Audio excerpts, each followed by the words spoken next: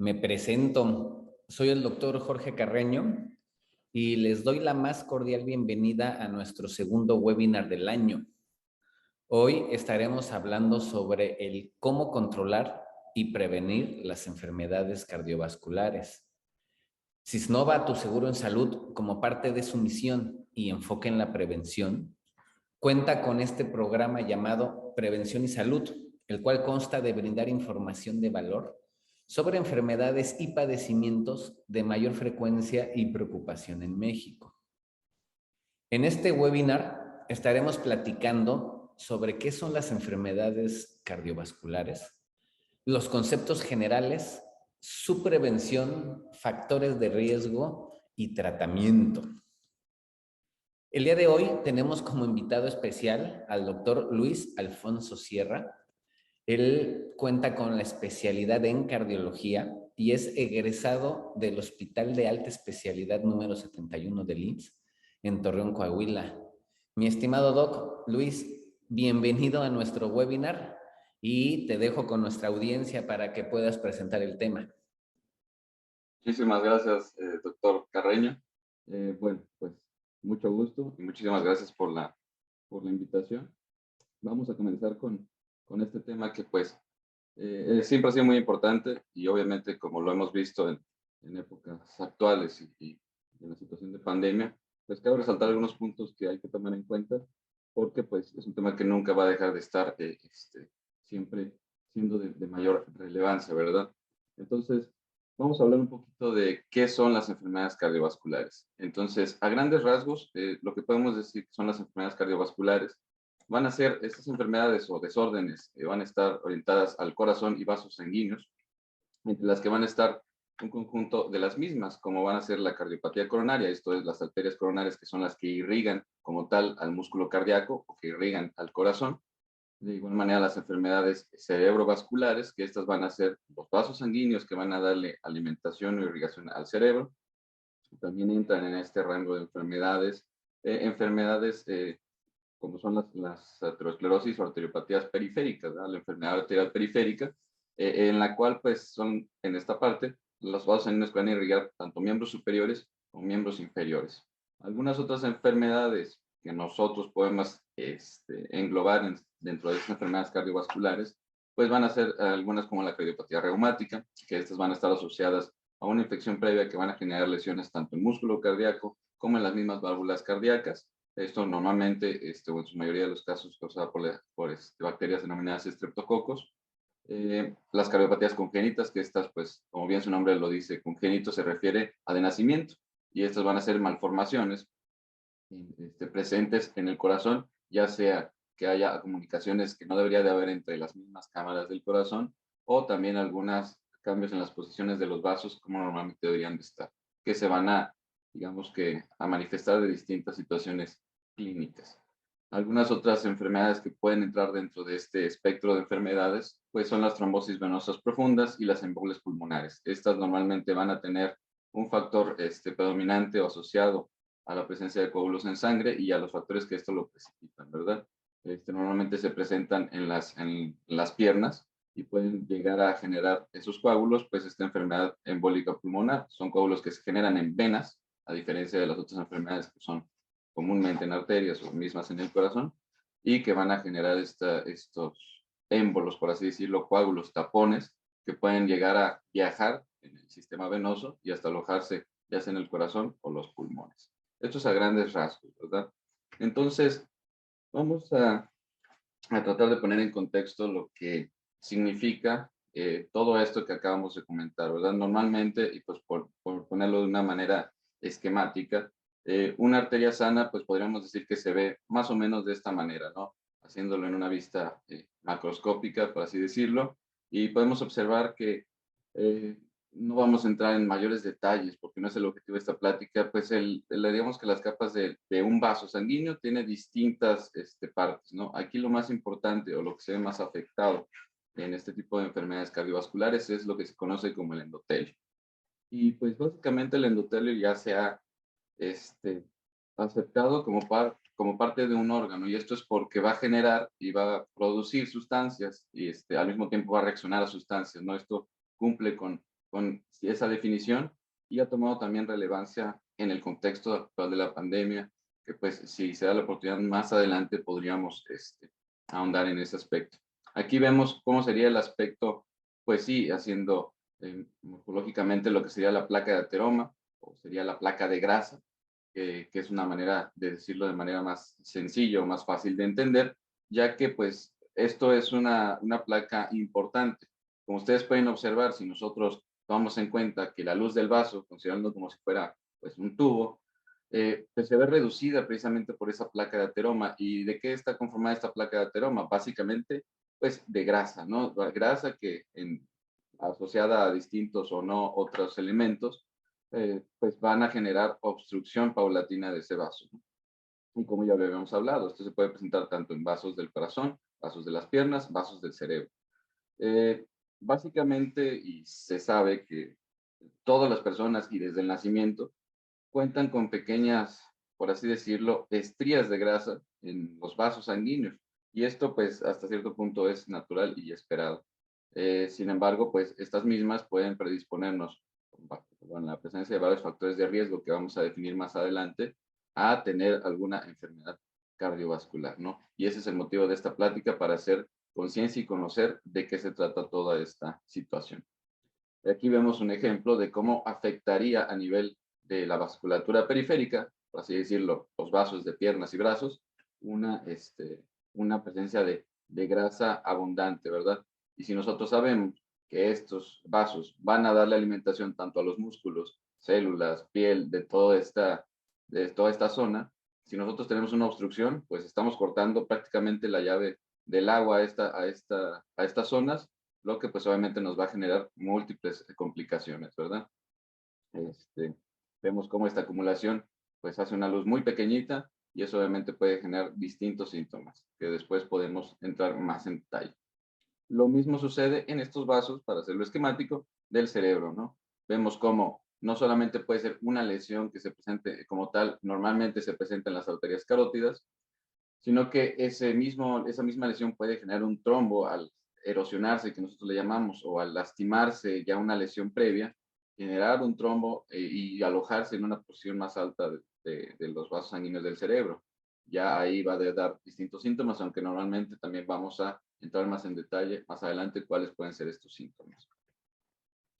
Y bueno, el más conocido o el más relevante, pues que sabemos, es como tal la angina de pecho y la variante aquí, el infarto del miocardio, que ya va a ser cuando definitivamente hay una obstrucción total de la luz del vaso, ¿no? Y prácticamente son fenómenos muy parecidos, la génesis es prácticamente la misma, pero claro, la presentación clínica pues va a variar dependiendo de en qué zona es la que se ve afectada. Más sin embargo, pueden coexistir estas enfermedades. ¿Qué significa? Que puedo yo tener dañado mis arterias, tanto en mi corazón, en mi cerebro o en miembros periféricos, ¿verdad? Y de hecho, normalmente estas enfermedades pues casi siempre van de la mano. Entonces, pues considerando esta situación, tenemos que poner esto en perspectiva, tenemos que ponerlo en números para más o menos hacernos una idea de qué tan importante es esta cúmulo de enfermedades, ¿verdad? Y lo que representa, pues, no solamente a nivel mundial, sino Central América Latina y a nuestro país. Entonces, se dice que al menos cada año van a ocurrir aproximadamente 1.6 millones de muertes por estas enfermedades cardiovasculares que ya comentamos, esto solamente en la región de América Latina. De todas estas, pues alrededor de medio millón se van a presentar en menores de 70 años. Entonces, esto obviamente impacta en demasía porque se considera una muerte prematura y claramente evitable, ¿no? Y obviamente sabemos que son personas activas, son personas que normalmente están trabajando y esto pues va a generar impacto, obviamente, en muchas esferas sociales. De estas sabemos que como parte de los factores de riesgo y enfermedades que también van a degenerar en enfermedades cardiovasculares, la hipertensión va a presentarse pues, en un porcentaje muy alto, ¿no? Ya sea del 20 o del 40 o hasta a veces del 50% de la población adulta en América Latina. Esto es porque en esta zona pues tenemos mayor tendencia a la hipertensión por la misma, digamos, etnia que tenemos o digamos que el origen genético de nuestro país. Entonces podemos decir que al menos en esta zona de América Latina, hasta 250 millones de personas van a padecer depresión alta. De igual manera, un número importante, las personas de diabetes ha pasado desde 1980 a unos 108 millones a cuadruplicarse o pasar de cuadruplicarse, por un ejemplo, en 2014, ¿no? Ya no digamos ahorita en el 2021. Y de todas estas enfermedades, le digo, son concomitantes, el colesterol o la dislipidemia conocida en cualquiera de sus formas, puede también atribuirse una tercera parte de las enfermedades cardiovasculares. Entonces, cabe ir iniciando o comentando este impacto, ya que podemos decir que solamente la reducción de la sal, combinada con una reducción en el consumo de tabaco, al menos solamente esas dos acciones, que no son las únicas y que vamos a hablar más adelante, más a fondo, podría prevenir un estimado de hasta de 3.5 millones de muertes en América Latina en al menos los próximos 10 años, ¿verdad? Entonces, ¿por qué es importante, verdad? ¿Y por qué darle este peso a las enfermedades cardiovasculares? Realmente, a pesar y con todo y la pandemia, cada año mueren más personas por enfermedades cardiovasculares que por cualquier otra causa. Y eso sí es bien importante recalcarlo. Todavía con el advenimiento del COVID y toda la muerte y comorbilidad que este generó, siguen siendo la principal causa de muerte a nivel México, a nivel América Latina y prácticamente a nivel mundial. De estas, pues podemos decir que al menos más de tres cuartas partes van a ser relacionadas a cardiopatías, como tal, al corazón, y a accidentes cerebrovasculares, que son como tal los famosos ictus o las isquemias cerebrales o hemorrágicas, ¿verdad? De predominio, pues va a ser en nuestro medio, ¿verdad? Países de ingresos medianos y bajos, y obviamente este riesgo de tener enfermedad cardiovascular va a aumentar ya por presentar una alimentación poco saludable, en la que pues sabemos que a grandes rasgos va a caracterizarse por un bajo consumo de frutas y verduras, un consumo elevado de sal, de azúcares y grasas. Obviamente esto contribuyendo a estos factores de riesgo, obesidad, sobrepeso, que vamos a ahondar más adelante. También comentar que las personas que no hacen actividad física, pues van a tener todavía más posibilidades sumándole a las previas, ¿verdad? Si tengo una mala alimentación, no hago actividad física, este riesgo aumenta, ¿no? Son, digamos que, acumulativos y pueden presentar mayor cantidad de riesgo, tanto de obesidad, enfermedades cardiovasculares, diabetes y pues hasta cáncer, ¿no?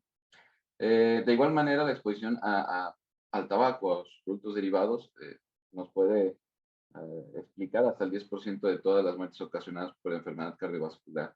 Entonces, un dato, pues, que es de igual manera muy impactante sería ponerlo en contexto. Se dice que al menos eh, en los últimos años se ha tenido una pérdida en años de vida en el total de las personas que han fallecido por o asociado a enfermedades cardiovasculares de hasta 75 millones de años, ¿no? Esos son los años que se han perdido toda esa gente de vivir, sumándolos todos.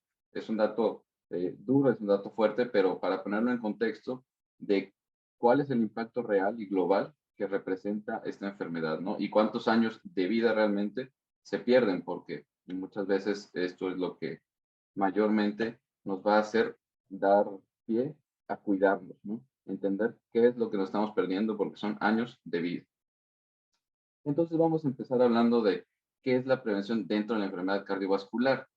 ¿A qué se refiere este concepto? Pues bueno, básicamente va a ser un conjunto de acciones que van a estar dirigidas ya sea a un grupo de población o una persona para nosotros minimizar o hasta dado punto eliminar el impacto o el riesgo de padecer las enfermedades cardiovasculares. ¿De qué va a depender?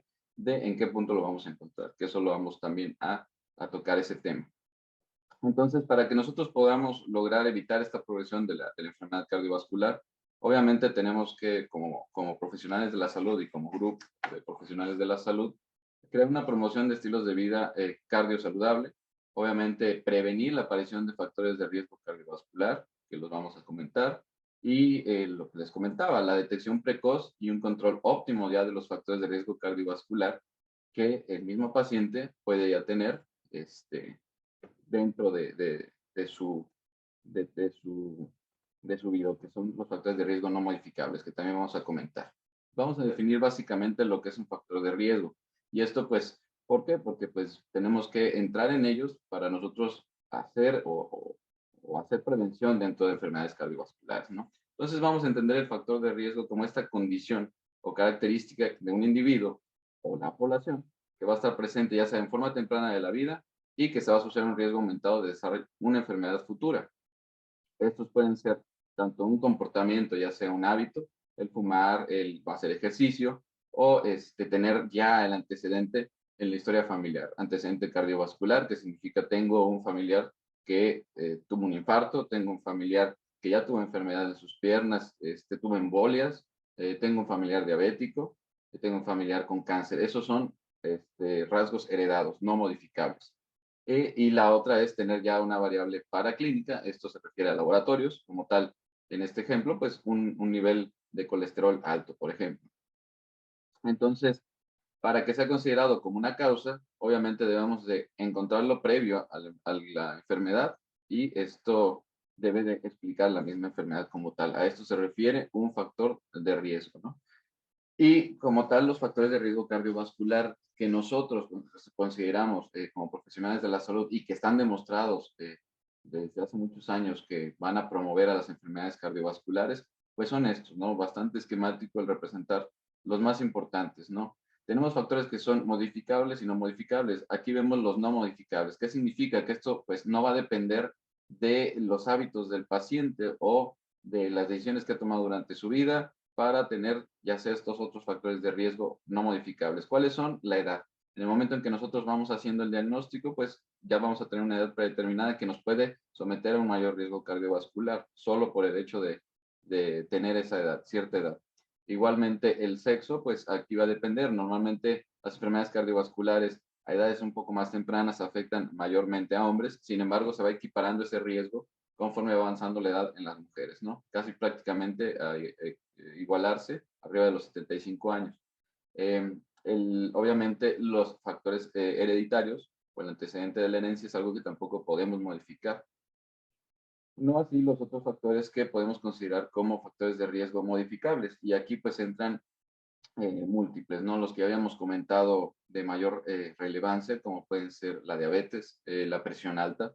En este contexto, pues también puede entrar digamos que el síndrome metabólico como tal, lo que se podría conocer como prediabetes, ya empieza a ser un factor de riesgo. De igual manera, el colesterol alto, y en este contexto predominantemente asociado al aumento del LDL y el descenso del HDL, que ahorita vamos a explicar a qué me refiero con esto de manera más sencilla. El tabaquismo positivo, esto es un factor de riesgo muy alto también para enfermedades cardiovasculares y preferentemente para las que se asocian a infarto de miocardio o enfermedad arterial periférica. Y bueno, obviamente sabemos que la obesidad va a ser un factor de riesgo muy importante, ¿no? Aquí vemos los puntos de corte que nosotros tomamos en cuenta para ya considerarse como factores de riesgo cardiovascular, ¿verdad?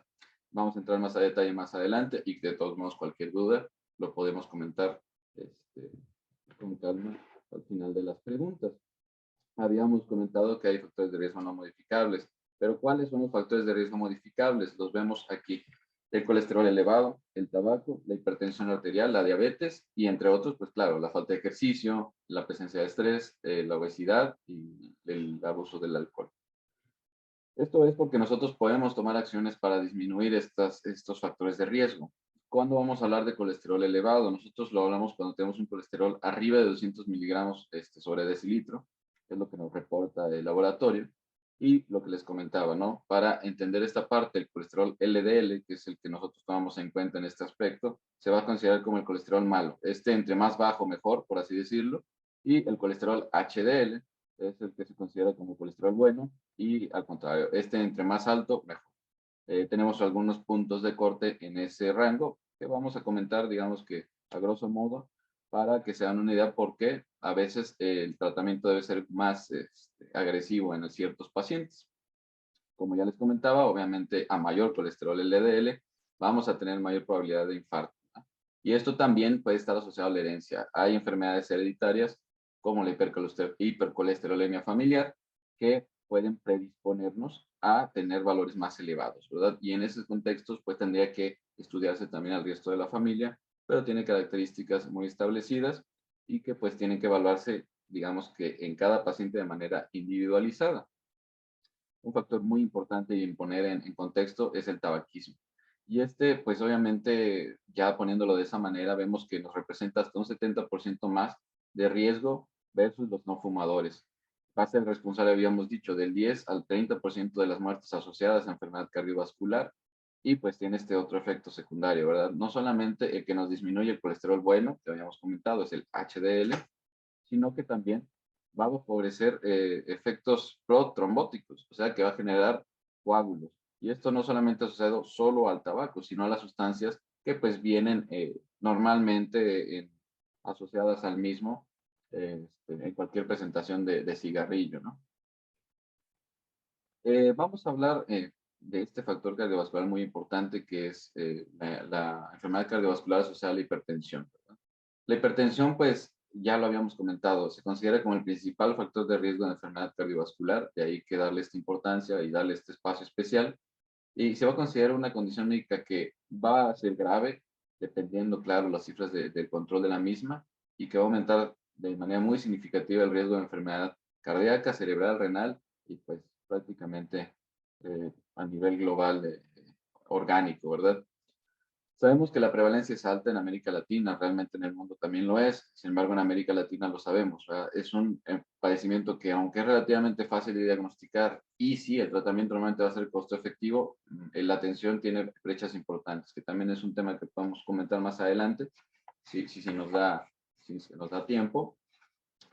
Para poner en contexto, en el año 2009, a pesar de todos los avances, pues todavía se considera que hasta el 28% de mujeres y 43% de los hombres en nuestra región de América Latina desconocían ser hipertensos, ¿no? Y de entre estos, los tratados, de que son el 29% y el 24% de los hombres, no todos estaban controlados. Entonces aquí se pone en contexto, es algo que se llega a conocer como la regla de las mitades. O sea, aproximadamente de los pacientes, del 100% de pacientes que tienen hipertensión arterial, solamente un aproximado del 50% saben que son hipertensos y de ese 50% solamente la mitad está en tratamiento y de esa mitad que está en tratamiento, del 50% que solo lo sabe, solamente la mitad está controlado, ¿no? Entonces, es algo que es bastante relevante y que nos habla mucho de que realmente se necesita modificar muchas políticas públicas y lo primero que podemos hacer nosotros mismos es tomar conciencia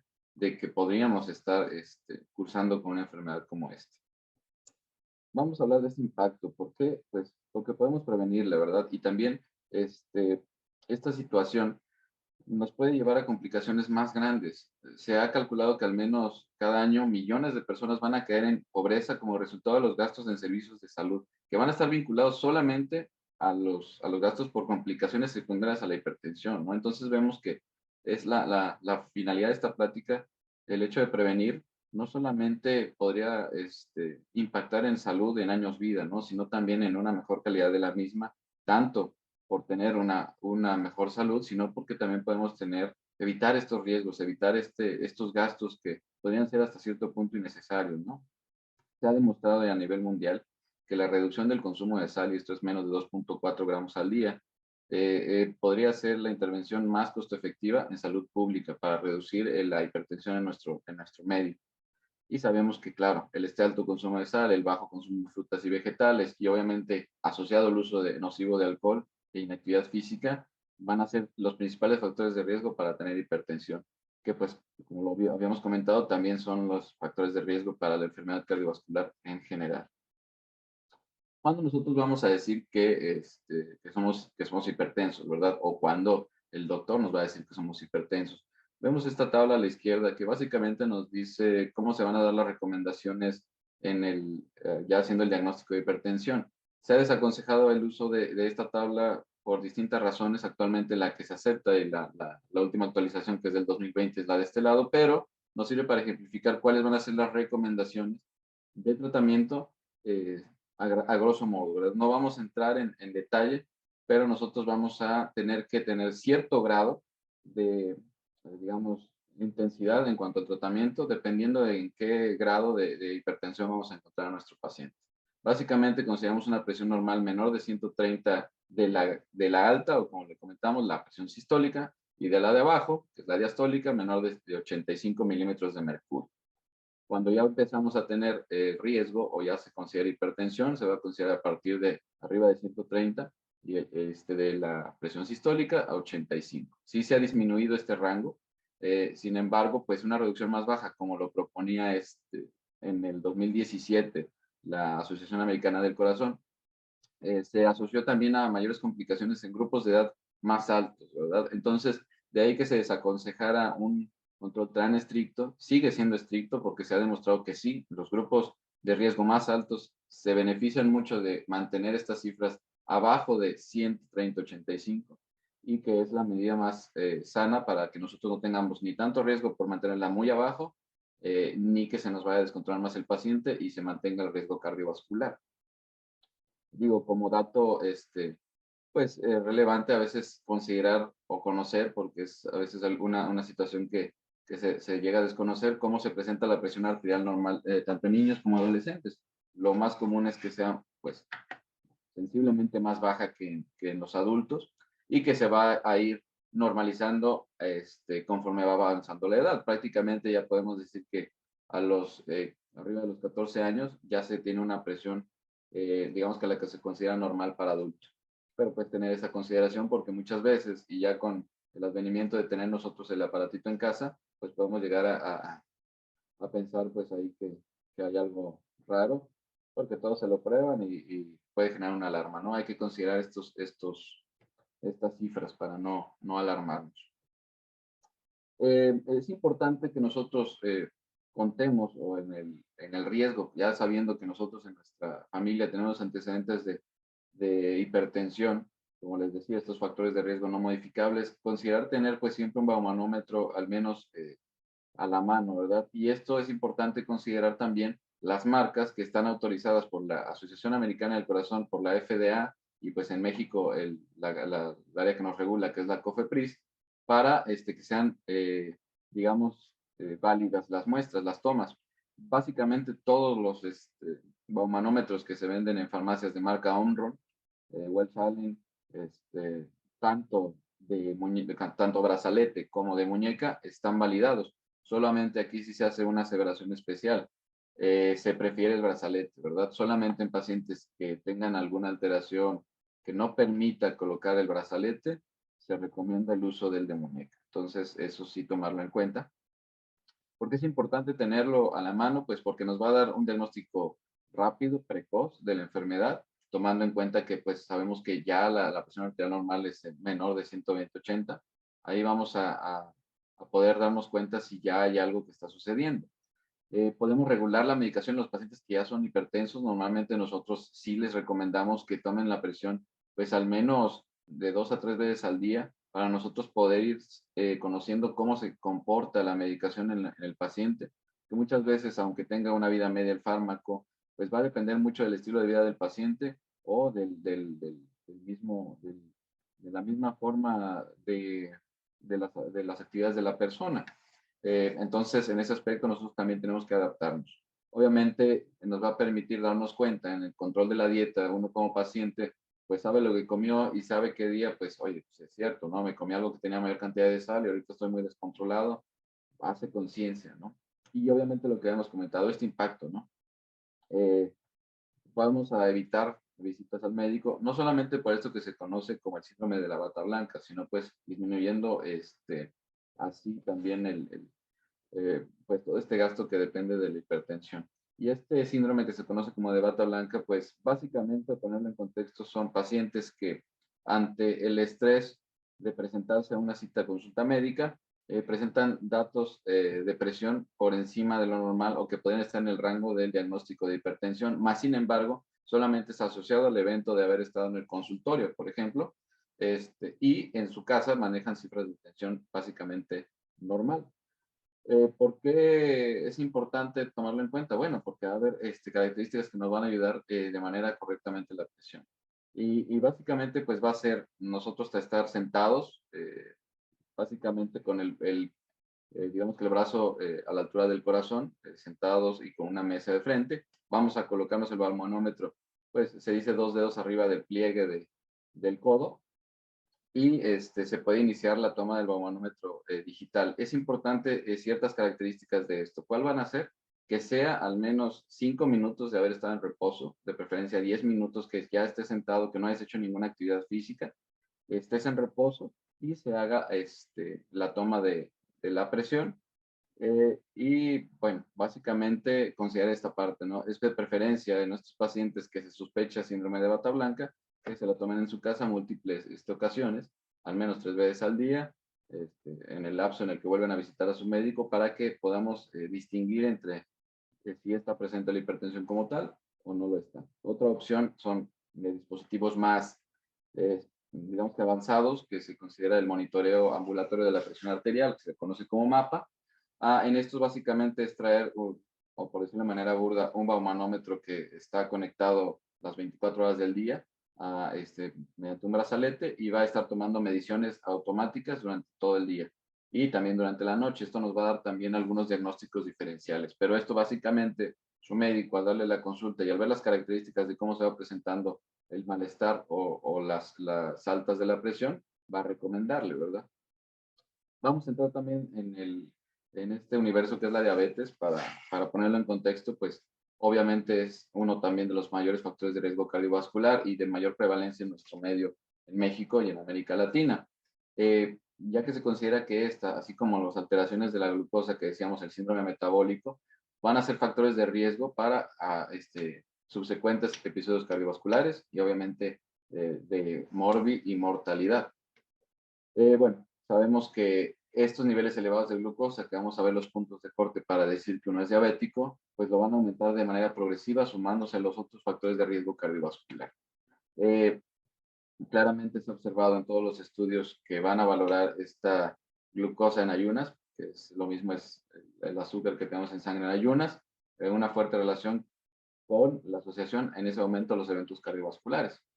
Y ahí lo ponemos con esa aseveración, ¿verdad? No importa el grado de descontrol de la diabetes, sin embargo, cada aumento de 18 miligramos sobre decilitro del rango que se considera normal de glucosa en ayunas nos produce un aumento de hasta un 23% de infartos o una enfermedad isquémica coronaria, infarto o angina de pecho, un aumento de hasta el 21% de riesgo de un evento vascular cerebral y hasta un 19% de riesgo de muerte cardiovascular general, ¿verdad? Vamos a saber que la diabetes nos va a dar una aterosclerosis acelerada. ¿Qué es esta aterosclerosis? Esta generación de grasa dentro de los vasos sanguíneos que comentábamos al principio, que veíamos ese vaso sano, limpio, con una luz, por así decirlo, sin ninguna alteración, y este otro vaso que vimos que ya nos presentaba pues una obstrucción hasta cierto grado. Esto lo va a acelerar. Y obviamente para las mujeres esto va a representar un riesgo mucho más alto que los hombres para la presencia de un infarto agudo del miocardio, hasta 3 a 7 veces más que en el hombre. Y la misma diabetes, como también lo comentábamos en el aspecto del tabaquismo, nos va a promover una disminución del colesterol HDL, un aumento del riesgo de obesidad, un aumento de la hipertensión y obviamente mayor presencia de trombosis, ¿no? Prácticamente todos estos factores de riesgo van junto con pegados. Y se dice que los pacientes que tienen diabetes más hipertensión, preferentemente descontrolada, tienen un riesgo de padecer cuadro o definir insuficiencia cardíaca hasta 6 a 10 veces más que la población en general, ¿no? Entonces, es ahí que hacemos mayor énfasis en estos dos factores de riesgo cardiovascular. Básicamente, para que uno como paciente se haga la idea de cuándo es probable que esté cruzando ya con síntomas de diabetes, pues bueno, tenemos estudios de laboratorio que nos van a servir de herramienta para diagnosticarlo, pero en síntomas, pues son las famosas polis, que nosotros conocemos como médicos, pero se refieren a la traducción es poliuria, vas mucho al baño; polidipsia, te da mucha hambre; polifagia, pero polidipsia, vas mucho al baño; poliuria, vas mucho a hacer de la pipí; obviamente pérdida de peso, que es la otra P, adelgazamiento, y, y que tienes una sed intensa, es que la polidipsia, por ahí, perdón. Y hay un aumento de la fatiga, cansancio, ¿verdad? Estas características son muy prevalentes y son muy sensibles. Uno se empieza a dar cuenta que se modifican esos aspectos, toma mucha más agua de la que solía tomar, se siente muy cansado y el adelgazamiento es una pérdida súbita de peso pero no sana, se entiende, es esta parte que asociada a los otros síntomas, pues uno está muy cansado, uno sabe que no hizo mayor, digamos que ejercicio o dieta para tener esta pérdida de peso tan súbita y se presenta normalmente en pacientes que tienen diabetes en general. Aquí ponemos pues diabetes tipo 1, pero esto se presenta en los pacientes, sí, claro, en los diabéticos tipo 1, pero es un síntoma de diabetes en general, ¿no? Claro que en los diabéticos tipo 1 se presenta a una edad más temprana, porque ellos básicamente nacen sin células beta pancreáticas o con una reserva muy baja y los síntomas empiezan a presentar a más temprana edad. En la diabetes tipo 2, ya haciendo en la intolerancia a la insulina, obviamente esto se va desarrollando en una etapa de la vida más avanzada y dependiendo qué tantos factores de riesgo para la misma se hayan tenido. Entonces, básicamente nosotros tenemos pruebas de diagnóstico para la diabetes, que ya nos van a decir este paciente es sí o no diabético. Las que tenemos como tal es la glucosa en ayunas, es la carga de glucosa 2 horas y la hemoglobina glucosilada y ya básicamente la glucosa al azar arriba de 200, más estos síntomas de diabetes o un síntoma definitorio de una complicación de diabetes ya nos dan el diagnóstico. Para el resto de pruebas necesitamos hacer dos pruebas que sean positivas y pueden ser combinadas una con otra o la misma prueba dos veces. El valor de corte para nosotros decir que ya somos diabéticos es esa glucosa en ayunas arriba de 126 después de una prueba de tolerancia a la glucosa con una carga de 75 gramos, una glucosa arriba de 200 a la toma a las 2 horas, o tener una hemoglobina glucosilada arriba de 6.5%. Por ciento. Importante este término que les comentaba de la prediabetes, porque ya nos damos cuenta que desde aquí ya se considera como un factor de riesgo cardiovascular. Entonces, básicamente, la gran diferencia de encontrar al paciente aquí a acá es que, pues aquí podemos decir que ya no hay vuelta atrás, el paciente ya es diabético. Eso no se va a poder disminuir en cuanto al riesgo cardiovascular. Se puede controlar, sí, pero el paciente ya es diabético. Y cuando encontramos al paciente como prediabético, todavía podemos tener, digamos que, el tiempo para llevarlo a unas cifras de glucosa normal, a que no sea diabético, y eso va a impactar de manera formidable en el riesgo cardiovascular. Y de ahí, pues, hacerse estos chequeos, ¿verdad? Valorar todos estos síntomas que todavía pueden presentarse antes de que se dé ya definitoriamente la diabetes y obviamente sus complicaciones. Es este punto y este rango en el que nosotros vamos a dar la prevención y podemos dar ciertos medicamentos orientados, obviamente siempre aunados al estilo de vida, mejorar la alimentación y aumentar el ejercicio, que nos van a permitir impactar de manera brutal en cantidad de años de vida y de calidad de la misma, ¿verdad? Como tal, dentro de la actividad física, lo que nosotros vamos a recomendar en el aspecto de, digamos, enfermedad cardiovascular o disminuir el riesgo cardiovascular es al menos hacer entre 150 y 300 minutos por semana, que esto equivale a 30 minutos al menos 5 días a la semana de actividad física aeróbica de intensidad moderada. Entonces, ¿qué significa esto? Bueno, que se aumente la frecuencia cardíaca al menos de un 50 a un 60% de la frecuencia cardíaca basal de la persona. Perdón, de la frecuencia cardíaca máxima. La frecuencia cardíaca máxima, pues se puede hacer un cálculo rápido. Uno lo hace 220 menos la edad que tienes.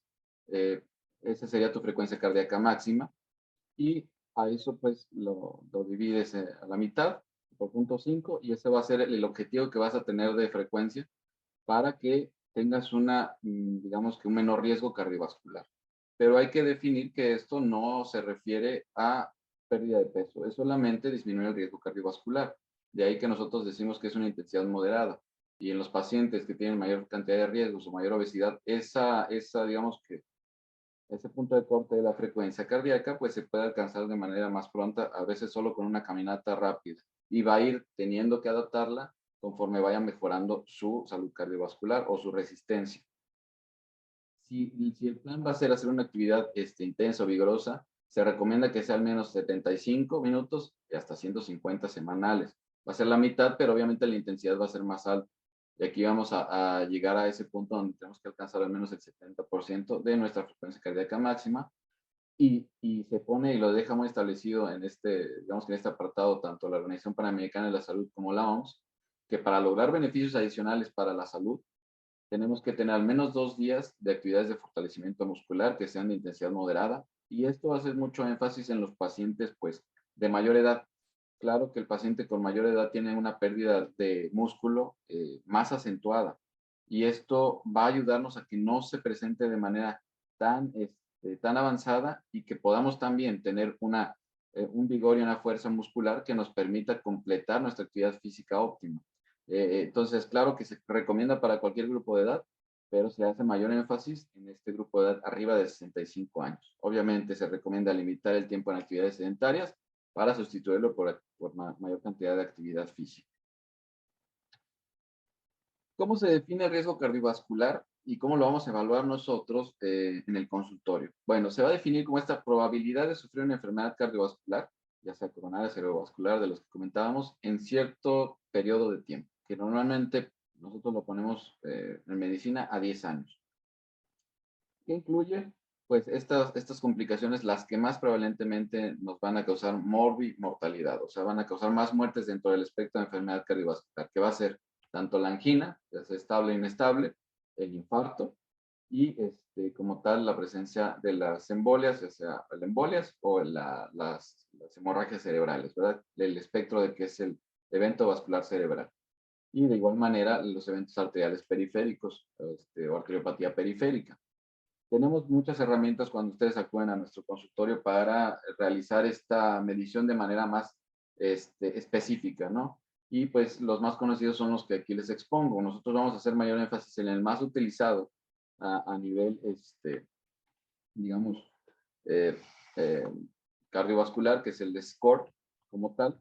Solamente para comentarles cómo existe aquí, la finalidad no es que comprendan esta tabla, pero cuáles son los elementos que conlleva, ¿no? O que tomamos en cuenta de mayormente y que toman mayor peso. Como podemos ver, tenemos la diferenciación entre mujeres y hombres.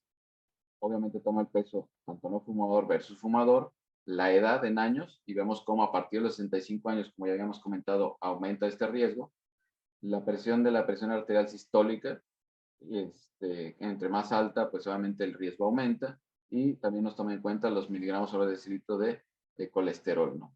Entonces son los principales factores de riesgo que toma en cuenta esta tabla, y nos da mucha información. Vamos a tener un riesgo que nos va a valorar un riesgo muy, muy bajo de menos de 1%, 1%, 2%. Ya cuando consideramos un factor de riesgo elevado cardiovascular, es arriba del 5%, ¿no? Y esta, como les decía, nos va a dar el riesgo de padecer a 10 años a partir del momento que se evalúa la presencia de un riesgo cardiovascular alto, ¿no? O mortal. ¿Qué vamos a hacer nosotros en ese momento al tomar en cuenta los riesgos? Cuando ya encontramos un riesgo que es moderado o bajo, obviamente vamos a empezar a dar estacionamiento sobre el estilo de vida, y dependiendo claramente ya de los otros, de los factores de riesgo no modificables. Nosotros tenemos que, pues, individualizar a cada paciente. ¿Para qué? Para mantenerlo ahí, en ese estado de riesgo, ya sea de bajo, moderado o todavía más bajo, ¿no? Obviamente, cuando los pacientes son muy jóvenes y su riesgo absoluto es alto, pero tiene un riesgo relativo ya más bien bajo y tiene un riesgo relativo alto, ahí sí se tiene que calcular o hacer mayor énfasis en el tratamiento, ¿no? Porque llamaría la atención que un paciente, pues, menor de 40 años se esté en los límites entre un riesgo moderado y alto, ¿no? En un 4 o 5%. Tal vez habría que tomar acciones más enfáticas para disminuir este riesgo de progresar a una mayor complicación, o ya una enfermedad cardiovascular establecida como tal. Cuando nosotros tenemos a los pacientes en alto riesgo, que ya les comentaba es arriba del 5%, pero todavía menor del 10%, aquí ya va a ser un asesoramiento intensivo y con multidisciplinarios del estilo de vida, y van a ser ya, dependiendo de las comorbilidades, que son comorbilidades, el conjunto de enfermedades que él tenga, ya sea diabetes, hipertensión, para dar tratamiento farmacológico. Y esto apegado a cada uno de los padecimientos, ¿no? A las guías que están establecidas y al rango en el que se encuentre de descontrol. Y los pacientes que obviamente ya entran en este aspecto de muy alto riesgo, obviamente esto ya la mayoría va a ser necesario un tratamiento farmacológico muy intenso. Y lo que comentábamos también en este contexto, las personas arriba de 60, 65 años, también hay que ser un poco menos estrictos en cómo se interpretan. Ya se ha establecido que con el aumento de la edad, también la presencia de aterosclerosis y las arterias se hacen un poco más rígidas, nosotros tenemos que tener cierta, digamos que no ser tan estrictos para dar un tratamiento tan intenso versus un paciente que pues sabemos que tenga 50, 40 años con un muy alto riesgo. Ahí sí tenemos que ser sumamente intensos en el control de los factores de riesgo cardiovasculares, ¿no? Esto no es una receta de cocina, lo sabemos bien, pero al menos nosotros como profesionales de la salud nos da un panorama bastante amplio de cómo podemos abordar a nuestro paciente y darle los mejores, el mayor beneficio, ¿no? Bueno, vamos a hablar de las principales complicaciones o lo que más nos impacta en mortalidad para dar un contexto, ¿verdad? Ya habíamos comentado que era el infarto agudo al miocardio la que mayor cantidad de mortalidad nos daba dentro de todas estas enfermedades cardiovasculares y estas muchas veces previo a ya presentarse como tal una enfermedad definida, no suele presentar muchas veces síntomas, ¿no? O muchas veces los pasamos por alto. Muchas veces se va a presentar como primera manifestación ya definitivamente el infarto o la presencia de una embolia cerebral o una hemorragia cerebral. Nosotros vamos a diferenciar estos síntomas, ya sea del ataque al corazón, el infarto del miocardio, principalmente como dolor o molestias en el pecho, y pues también puede haber la presencia de dolor o molestias en los brazos, el hombro izquierdo o la mandíbula y espalda, ¿no? Normalmente este dolor se va a caracterizar por ser de características transfictivo, nosotros le llamamos, que prácticamente es que atraviesa, siente que atraviesa el pecho. Algo muy característico del dolor en estos pacientes es que ellos comentan el hecho de que sienten que se van a morir, así lo especifica el paciente.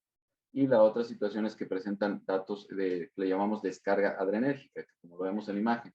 Eso se refiere a sudoración excesiva, ansiedad, puede dar también molestias, lo que le comentan en la boca del estómago. Más sin embargo, hay que tener especial énfasis que los pacientes diabéticos con estas enfermedades muchas veces tienen síntomas que le llamamos nosotros atípicos, porque muchas veces la alteración que genera la diabetes también en las fibras de sensibilidad pueden llegar a generar síntomas o ningún síntoma, ¿no? El más común de los síntomas en los pacientes diabéticos es el dolor, lo que llaman en la boca del estómago, que muchas veces asocian a una gastritis y puede ser el síntoma ya pivote de, como tal, un infarto al corazón. Por su parte, el síntoma más común ya de la enfermedad vascular cerebral, las embolias cerebrales o las hemorragias cerebrales, va a ser una pérdida súbita, generalmente unilateral de la fuerza y muscular de los brazos, piernas o cara. De igual manera van a tener dificultades para expresarse, para el habla. Va a haber también una desviación de la comisura facial. Esto va a hacer que no va a poder mover bien un lado de la cara. Y algunos otros síntomas asociados también pueden ser pérdida de la visión de un solo lado. Se puede presentar también la presencia de un dolor súbito de cabeza muy intenso normalmente, que hasta se puede comentar como el dolor más intenso de su vida, ¿no? Esas son unas características a grandes rasgos. Y también vamos a comentar, sí, a grandes rasgos, cómo se tratan estas enfermedades. Inicialmente, la prevención secundaria de estas enfermedades, que ya se tiene un diagnóstico definitivo, ya sea diabetes, hipertensión, nosotros vamos a tener que tomar tratamiento, ¿no? Van a ser necesarios diferentes fármacos a grandes rasgos. Lo que vamos a utilizar nosotros principalmente como tal anticoagulantes orales, ácido acetilsalicílico, clopidogrel. Vamos a tratar con beta-bloqueantes que disminuyen el riesgo cardiovascular en pacientes ya hipertensos con enfermedad cardiovascular establecida, inhibidores de la enzima convertida en angiotensina y estatinas, ¿no? Esto para disminuir la cantidad de colesterol. Entrar, digamos que en detalle sería, pues yo creo que va fuera del objetivo de la plática, pero conocer que si ustedes están tomando alguno de estos medicamentos, pues deben de tener mayor cuidado en tal vez abarcar el resto de sus enfermedades cardiovasculares o estudiarlas. ¿Por qué? Porque por otro lado, ya cuando ya está establecida la enfermedad o se pasa por una presencia de un infarto al miocardio, un EBC, pues ya se tienen que hacer operaciones ya tanto quirúrgicas como intervencionistas, pues ya bastante costosas. Estas podrían ser las derivaciones coronarias, que como tal son los puentes que se colocan, o conocidos como puentes, que se hacen en las arterias coronarias. La presencia de una angioplastía, que esto es las famosas mallitas que se colocan por vía de un catéter a las arterias obstruidas del corazón. Y esto se puede hacer también en las arterias del corazón, así como en las arterias de los miembros inferiores, miembros superiores, y de igual manera también en las arterias carótidas, en caso de tener estas enfermedades. Y obviamente, pues en el caso de las cardiopatías congénitas ya se tendrán que hacer reparaciones o sustituciones valvulares. Va a llegar el punto en el que si la enfermedad cardiovascular nos llevó a un infarto y nos llevó a tener una falla cardíaca, el paciente vaya a tener que ser candidato a un trasplante cardíaco o tener un puente para el trasplante cardíaco con corazones artificiales, que estos normalmente solamente tienen una vida media pues corta y es digamos que un paso previo al trasplante cardíaco. Entonces, como vemos, esto aumenta mucho la comorbilidad, disminuye mucho la calidad de vida y esto es lo que no queremos llegar para, para nosotros tener una disminución de los factores de riesgo cardiovascular. ¿Cuándo vamos a decir que estamos en objetivos? Pues bueno, de todos los factores de riesgo que dimos, tenemos estos rangos, ¿no? A grandes rasgos, solamente el tabaquismo es dejar de fumar, prácticamente dejar de fumar. En la dieta, pues a grandes rasgos, y esto tal vez será tema para alguna otra plática, pues sí, una dieta baja en grasas saturadas y centrada en productos integrales, basada en verduras, frutas y pescado.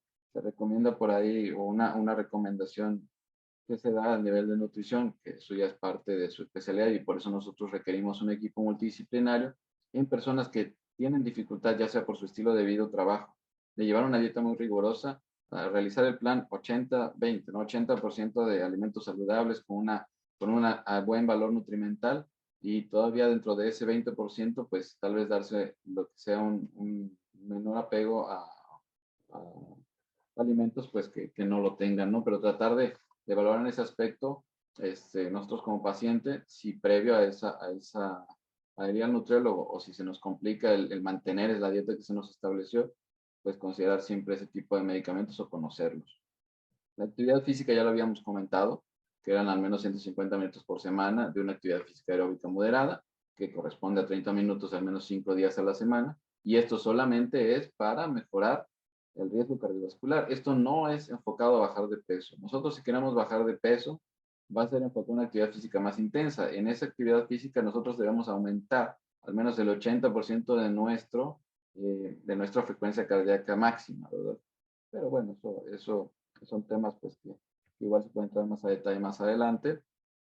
Buscamos que en el peso el índice de masa corporal sea el normal. Cuando se considera normal, entre 20 y 25 el índice de masa.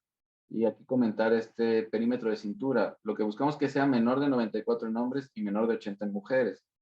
¿Cuándo se considera factor de riesgo cardiovascular ya definido? Pues arriba de 102 centímetros en hombres y arriba de 88 en mujeres. Pero este rango que se establece entre 95 y 102 para hombres y entre 80 y 88 para mujeres es como lo que comentábamos del síndrome metabólico.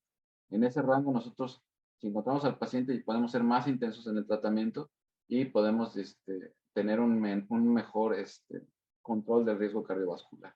La presión arterial, el objetivo dependerá tanto de las características del paciente o los otros factores de riesgo, pero a grandes rasgos es menor de 140-90. Ya comentábamos que últimamente se recomienda menor de 130-85 en ciertos grupos de pacientes. Y el objetivo principal del LDL enfocado a enfermedad coronaria, aquí lo vemos, en los pacientes que tienen un riesgo muy alto, se puede considerar hasta menor de 70 miligramos sobre decilitro. Ya actualmente, pacientes de muy alto riesgo que ya tuvieron algún evento cardiovascular, esto sea una angina de pecho, un infarto, un miocardio, ya se recomienda disminuirlo hasta menos de 55 miligramos sobre decilitro. O sea, un control bastante estricto en el LDL es algo que ya va a ser muy necesario en los pacientes que ya tienen una enfermedad cardiovascular definida y más en los que ya presentaron eventos asociados a esa enfermedad cardiovascular. Obviamente los pacientes, dependiendo de su riesgo bajo o moderado, pues lo ideal es mantenerlo menor de 115 miligramos sobre decilitro. Como tal, el HDL, si bien no hay una cifra objetiva hacia la alta, sabemos que arriba de 40 miligramos sobre decilitro en hombres y arriba de 45 en mujeres van a ayudarnos a tener un riesgo más bajo. Este es el que llamamos colesterol bueno. Y de igual manera los triglicéridos se toma un punto de corte abajo de 150 miligramos sobre decilitro. Normalmente este tratamiento se va a dar en base a estatinas, vamos a disminuir tanto el LDL como los triglicéridos, sin embargo, pues hay medicamentos que en dado momento se tendrán que dar enfocados a los triglicéridos si el tipo de alteración del colesterol o de dislipidemia es enfocada más a triglicéridos. Eso les digo, no es una receta, pero pues nosotros tenemos que adaptarnos. En cuanto al control de la diabetes, nosotros buscamos que tenga el paciente ya diabético tenga una hemoglobina glucosilada pues, menor de 7, y últimamente la recomienda menor de 6.5%. Esta hemoglobina glucosilada es la que nosotros consideramos pues más específica en cuanto a control, porque nos da una visión de los últimos 120 días cómo se encontró, digamos que la cantidad de azúcar en la sangre. O sea que aunque se nos quisiera a veces engañar con la glucosa en ayunas, pues no se no, en nosotros con la hemoglobina glucosilada sabemos realmente cómo estuvo el control de la diabetes en esos últimos 120 días previos a la toma del estudio. Vamos a considerar y vamos a comentar, porque pues tiene un gran impacto, cómo estas comorbilidades y las enfermedades cardiovasculares también están presentes dentro de nuestra pandemia actual del COVID-19.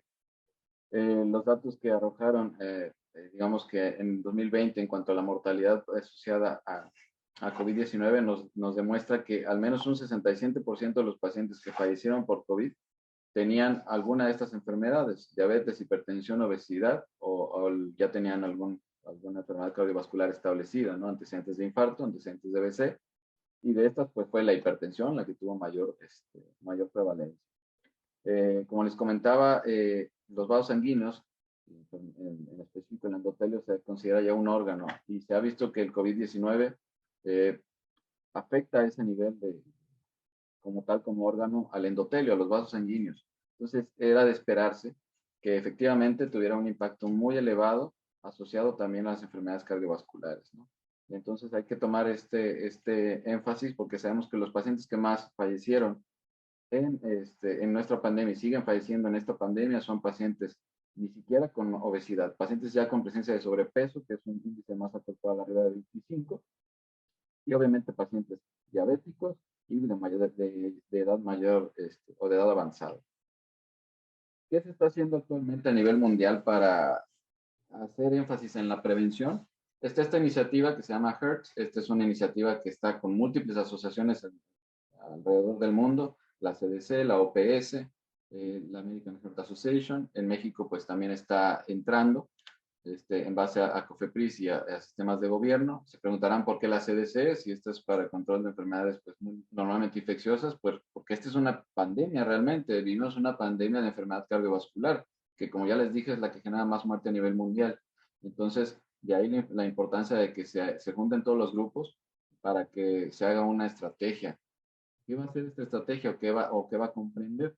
Obviamente va a ser un paquete de salud pública que va a abordar factores de riesgo que ya habíamos comentado para enfermedades tanto cardiometabólicas como cardiovasculares establecidas, para adopción de estilos de vida saludable, nos va a marcar protocolos a los profesionales de salud a los países para tener el abordaje farmacológico, va a tratar de fortalecer la infraestructura para tener el acceso a los medicamentos, tecnologías de diagnóstico, de prevención y obviamente manejarnos todo con certificación digamos que objetiva de riesgo cardiovascular, optimizar la atención para la atención clínica de los pacientes en donde más se necesite y ya tener una recopilación de datos pues más estandarizada, más homogénea entre todos estos grupos.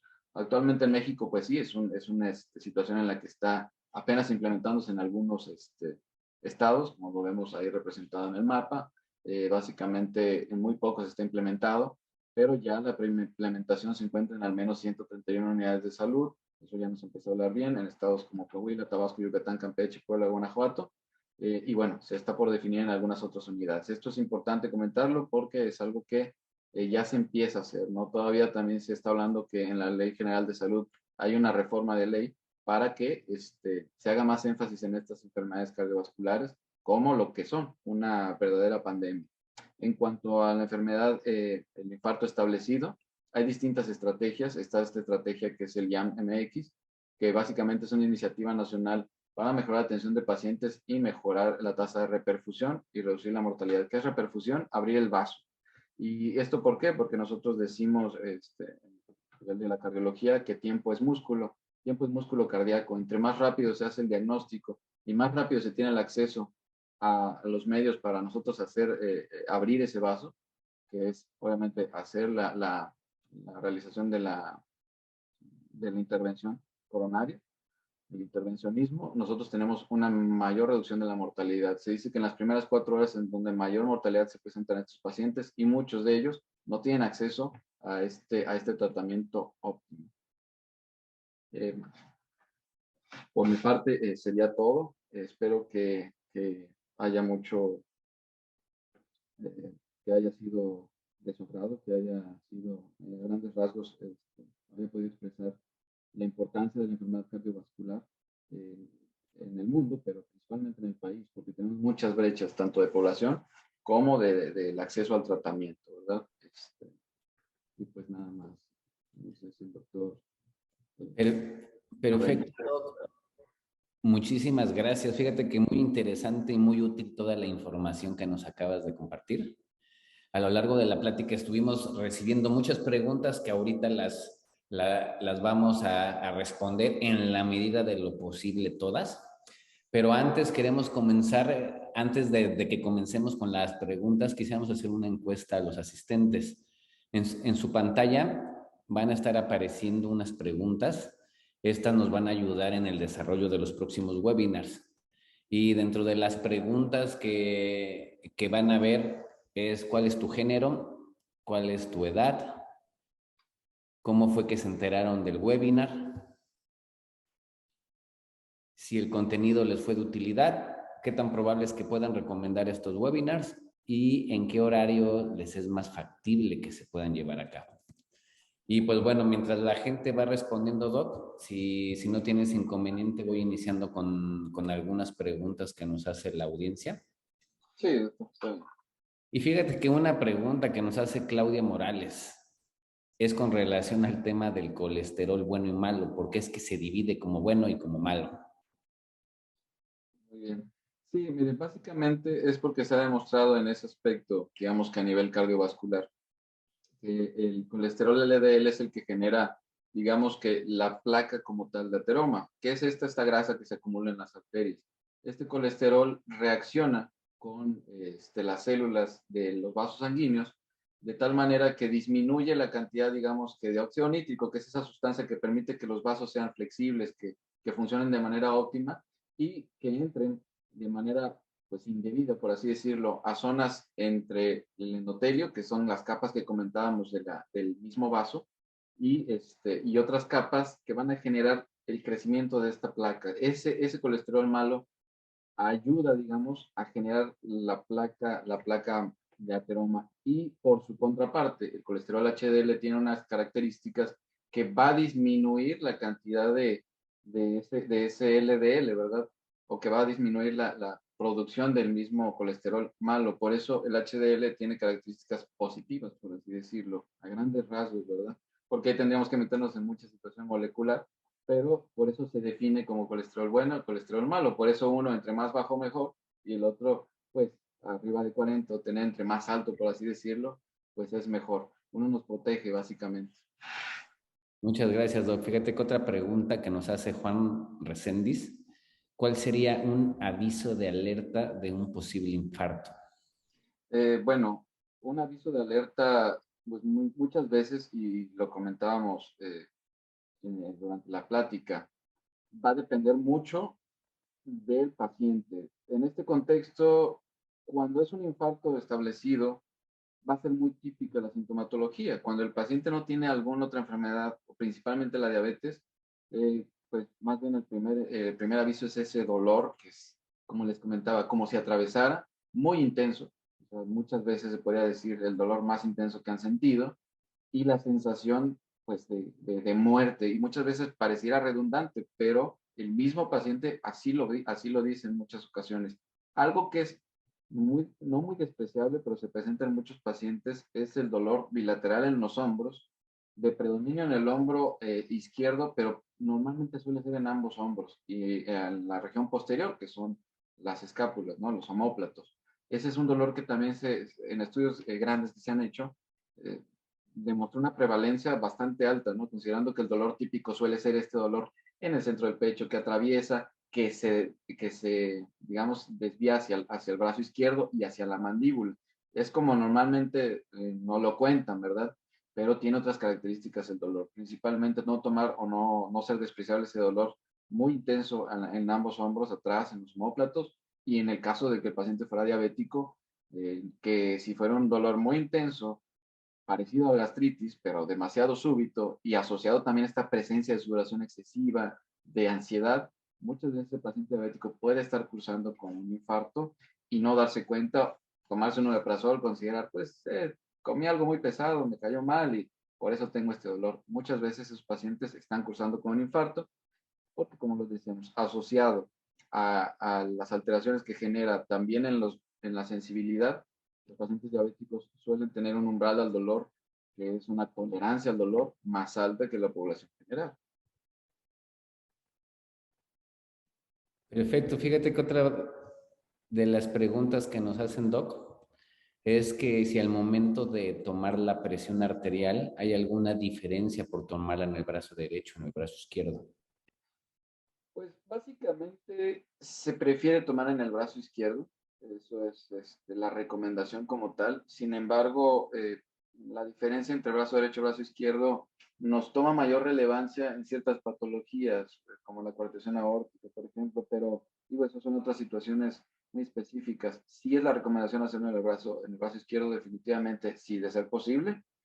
Pero bueno, es considerar simplemente las variaciones, al menos a nivel del profesional de la salud, considerar las variaciones que puede haber entre uno y otro brazo que son muy, muy cortas, pero en ambas se puede realizar el diagnóstico. Acá lo más importante sí es no tanto el brazo, pero en este contexto sí, de preferencia en el izquierdo, pero sí la técnica, ¿verdad? Lo que les comentaba, que sea en un lugar tranquilo, que esté el brazo a la altura del corazón, que esté apoyado sobre una superficie, que estemos al menos 5 minutos sin haber hecho ninguna actividad, sin haber tenido una emoción fuerte, hacer la toma de la misma presión y que sea con un dispositivo, como les comentaba, validado, ¿no? Porque eso también va a impactar mucho en la toma de la muestra, que sea fidedigno. Ok, Doc, fíjate que vamos a dar espacio para dos, tres preguntas más, ya por cuestiones de tiempo. Sí, Pero claro. fíjate que una de las preguntas que nos realiza el público es que si el estrés es causante de enfermedad cardiovascular. Sí, definitivamente el estrés está ya bien establecido como tal, como un precipitante de enfermedad cardiovascular. El estrés por sí mismo nos va a ocasionar una disminución de lo que habíamos comentado previamente, estas, como le llamamos, óxido nítrico, es una sustancia que ayuda a que los vasos tengan mayor flexibilidad, mayor movilidad, sean más respondientes a los cambios de la presión y aumenta algo que se conoce como especies reactivas de oxígeno, ¿verdad? Y esto es porque el estrés desencadena un cúmulo digamos, de, de situaciones bioquímicas a nivel del cuerpo que normalmente son enfocadas al sistema simpático de nuestro cuerpo que nos pone como, digamos, listos para lo que le llamaban antes la huida, ¿no? Como es algo muy instintivo que tiene el ser humano todavía, o primitivo, por así decirlo, que nos preparaba para correr, para movilizarnos, para hacer una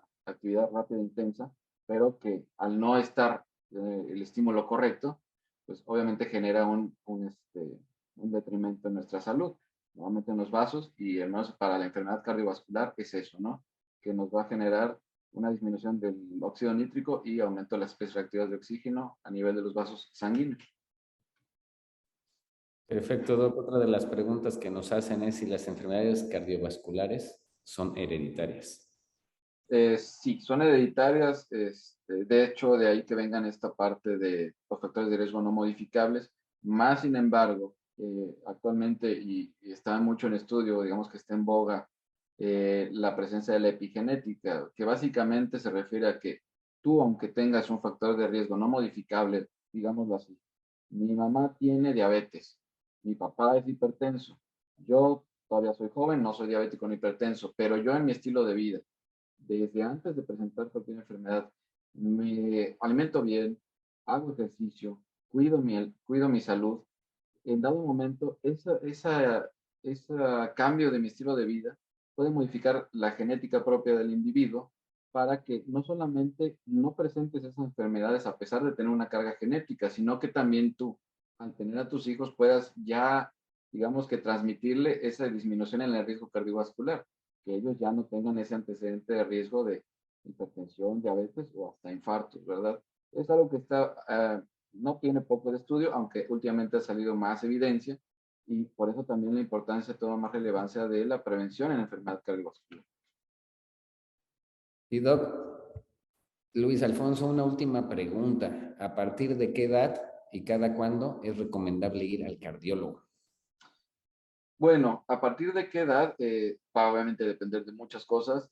Preferentemente, si nosotros tenemos arriba de 40 años, tenemos antecedentes en nuestra familia de enfermedades cardiovasculares, dígase, hipertensión, diabetes, antecedentes importantes, ¿verdad? Nosotros mismos sabemos que pues tenemos un poquito de sobrepeso, que pues hemos tenido ahí algunas complicaciones, algún dolorcito, puede ir al cardiólogo. ¿En qué lo vamos a establecer nosotros? Síntomas y en el antecedente cardiovascular. Si tú a partir de 40 años sabes que estás muy descuidado, quieres empezar a cuidarte, tienes esa duda de que probablemente el descontrol que has tenido, ya sea porque no puedes comer bien, porque subiste de peso, por la situación que sea, sería recomendable acudir a una valoración con tu cardiólogo y a partir de ese momento decir nosotros, ¿sabes qué? Yo te puedo ver, como no tienes ahorita nada de riesgo, vamos a hacer los cambios al estilo de vida. Si no encontramos nada prevalente, va a depender de ahí qué tan seguido va a ser la consulta de seguimiento. Podemos decirlo nosotros, te ven un año, 3 años, 5 años. Si mejora tu calidad de vida, y ya a partir de los 60 años, pues sí se recomienda al menos la valoración y dar un seguimiento de acuerdo a comorbilidades, pues al menos cada una vez al año. Perfecto, Doc. Pues mira, muchas gracias. La realidad es de que sí nos hicieron muchísimas más preguntas y en la medida de lo posible vamos a ver si es que las podemos responder más adelante vía correo electrónico. Pues bueno, antes que nada, Doc, agradecerte mucho tu excelente ponencia y pues muchas gracias a todos y a cada uno de ustedes por estar siempre atentos a cada una de nuestras pláticas, de nuestros webinars. En marzo estaremos platicando sobre cuál es la mejor forma de vivir con un balance en la salud mental. Y les compartimos nuestro canal de YouTube por si gustan ver alguna plática anterior. Les recuerdo que tienen que buscar el canal de prevención y salud Cisnova. Y muy importante para todos estar al pendiente de su correo electrónico, ya que a través de esta vía estaremos comunicando nuestras próximas pláticas en el transcurso del año. Y pues bueno, nos dará mucho gusto poderles seguir compartiendo toda esta información que puede ayudarlos tanto a ustedes, a sus familiares y amigos. Y pues muchísimas gracias a todos y nos vemos hasta la próxima. Gracias, Doc. Gracias, doctor Carreño, y gracias por la invitación. Espero que se haya logrado abarcar el tema. Y por último, dejamos una lámina donde se encuentran los datos del doctor Luis Alfonso Sierra, por si alguien gusta contactarlo. Doc, muchísimas gracias. Muchísimas gracias a ti, Jorge, y gracias a todos por su participación. Hasta luego.